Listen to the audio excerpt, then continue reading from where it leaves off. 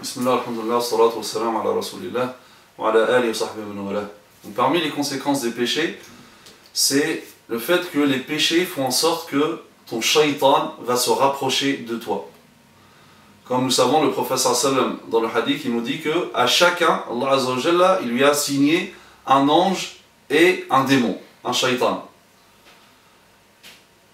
Le prophète sallam nous dit, donc l'ange va lui insuffler le bien et le shaitan va lui insuffler le mal. Donc si jamais vous avez une bonne pensée, c'est que ça vient de l'ange, et si c'est une mauvaise pensée, c'est que ça vient de shaitan. Maintenant, lorsque la personne va commettre des péchés, et plus la personne commet des péchés, plus il va renforcer ce shaitan.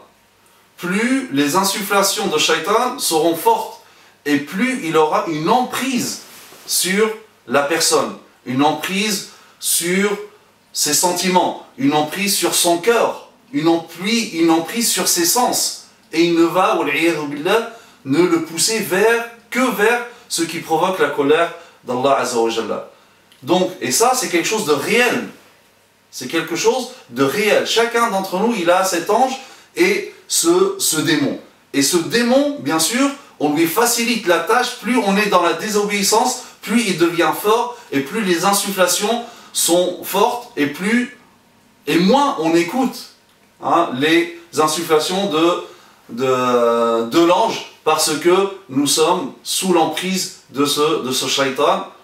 Qu'est-ce qui a causé tout cela? C'est les péchés, cette désobéissance vis-à-vis d'Allah Azza wa Jalla. Et donc ce shaitan, vraiment, il sera très très proche, et comme on va voir dans la conséquence qui est d'après, l'ange, lui, il va s'éloigner et il va te laisser avec ton démon, avec ton shaitan. Wal-'iyadhu billah. وسبحانك اللهم بحمدك نشهد أن لا إله إلا أنت نستغفرك ونتوب إليك وصلى اللهم على سيدنا محمد وعلى آله وصحبه وسلم تسليما كثيرا.